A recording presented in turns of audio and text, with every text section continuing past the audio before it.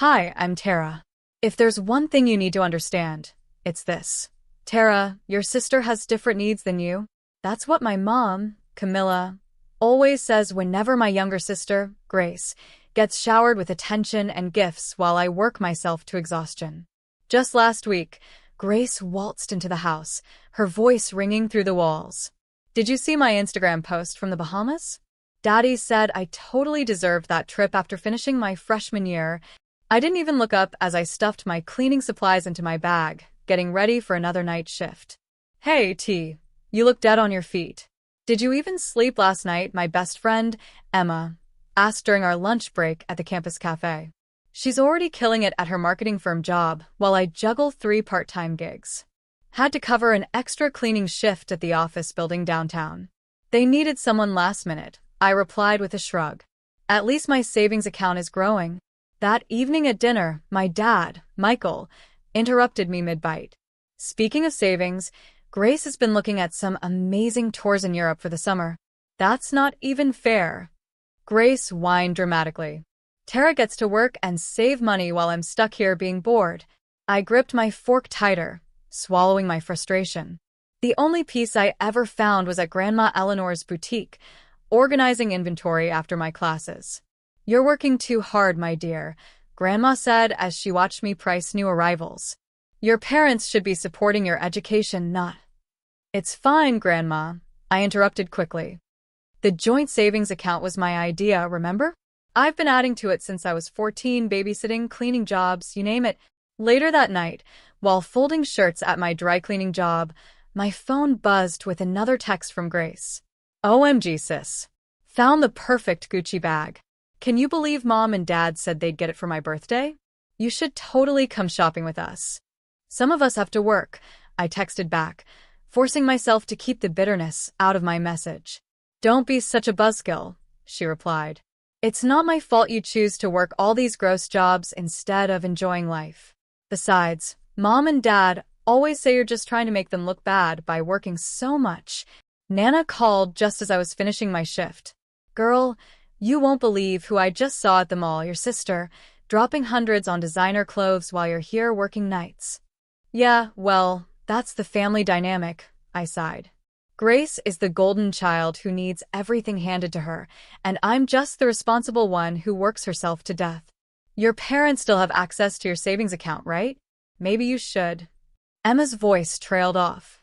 They're my parents, I said, trying to convince myself as much as her. They wouldn't, they couldn't, but I was about to find out just how far family loyalty went. It was a cold morning when I opened my banking app. My hands trembled as I stared at the screen. $15,000. Gone. Vanished in multiple withdrawals over the past 3 months. What's wrong, T? You look like you've seen a ghost, my boyfriend, Robert, asked as he reached across the cafe table to squeeze my hand. They took it, I stammered. My parents, they've been taking my money. That evening, I confronted them in the living room, clutching my bank statement. Mom, Dad, I need to talk to you. Why are there withdrawals totaling $15,000 from my account?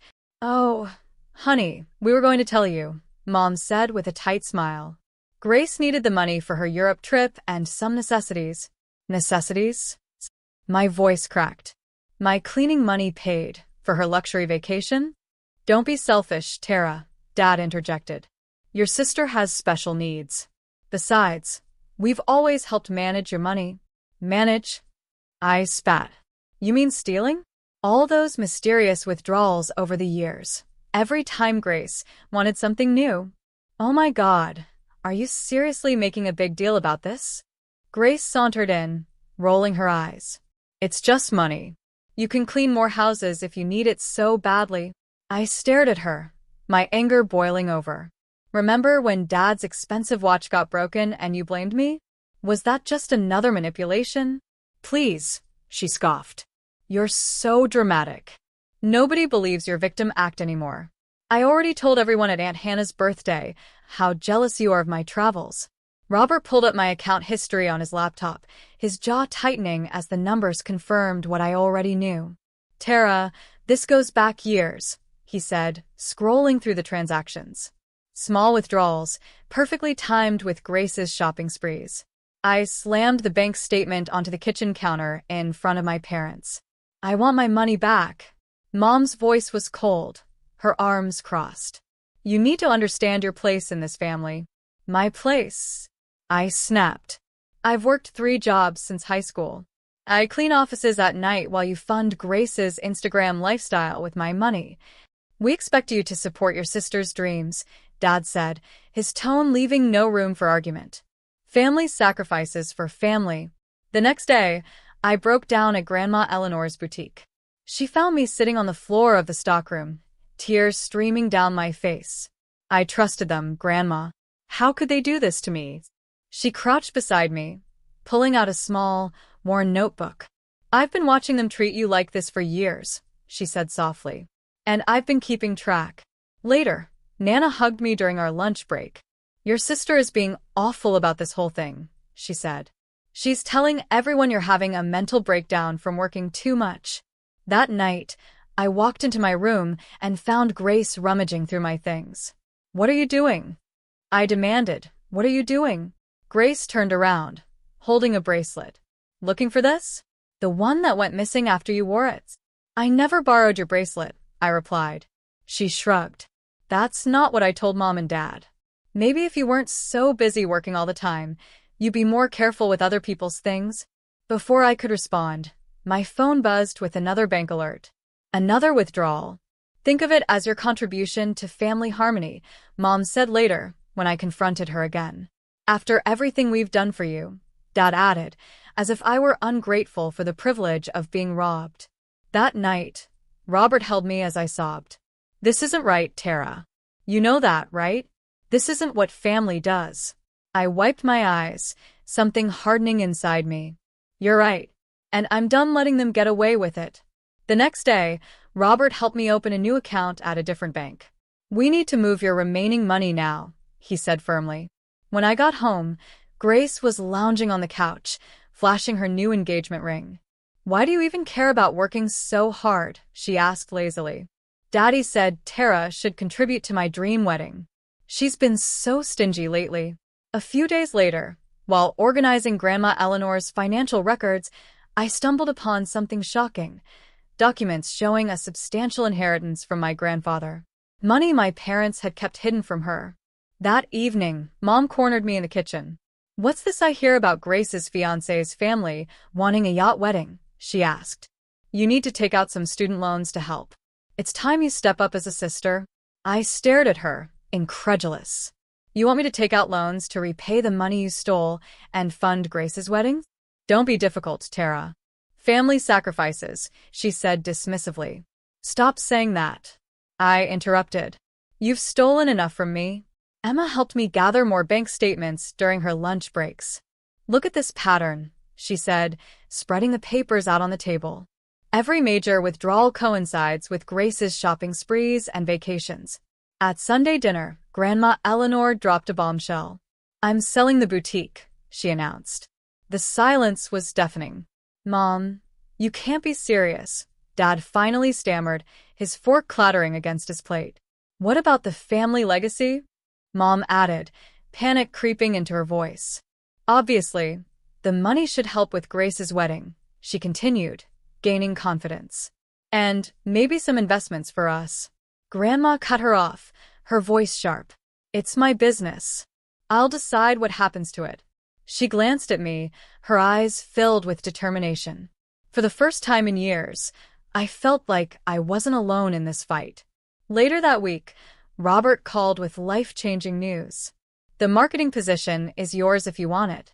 Starting salary, twice what you're making now. I was documenting yet another unauthorized withdrawal when Grace burst into my room. You're ruining everything, she screeched. Bob's family expects the perfect wedding, and you're being so selfish. I looked up from my laptop, unfazed. Maybe you should ask Mom and Dad where all my savings went. Her eyes narrowed. You're just jealous because I'm getting married, and you're what even are you? A cleaning lady with delusions. That night, I found Mom at the kitchen table, filling out loan applications in my name. What are you doing? I demanded. Taking initiative since you won't, she said flatly. The wedding venue needs a deposit. I snatched the papers from her. This is fraud.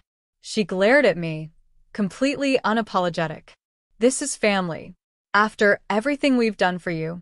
You mean after everything you've stolen? I shot back. The next day, Grandma Eleanor and I met at her house, away from prying eyes. I've been tracking their financial manipulations for months, she said, showing me a thick stack of meticulously detailed records. Your grandfather would be disgusted. Later, I overheard Dad asking Grace, "Does Bob know you maxed out those credit cards? Maybe we should use some of Tara's new salary to help." I stepped into the doorway, arms crossed. My salary isn't your personal piggy bank anymore. And neither am I. Grace's voice turned shrill. What about my wedding? She wailed when I refused to sign the loan papers. You're supposed to be my sister. I looked at her, really looked at her, and felt nothing but pity. I was always your sister. You just saw me as your bank account. At what would be our final family dinner, Grandma Eleanor dropped another bombshell. I've sold the boutique, she announced, her voice calm yet resolute. And in light of recent events, I've made changes to my will. The room went silent, save for the clatter of Mom's fork against her plate. What changes? She demanded. Grandma's gaze landed squarely on me. Everything goes to Tara. The boutique proceeds, the inheritance you tried to hide from her. All of it. Dad's face turned purple. You can't do this. Exactly, Grandma replied coolly. I've watched you two abuse my granddaughter's trust for years. The fallout was swift. That same week, Bob stormed into our house waving credit card statements in the air. Grace, what is this? $50,000 in hidden debt. She stammered. Baby, I can explain.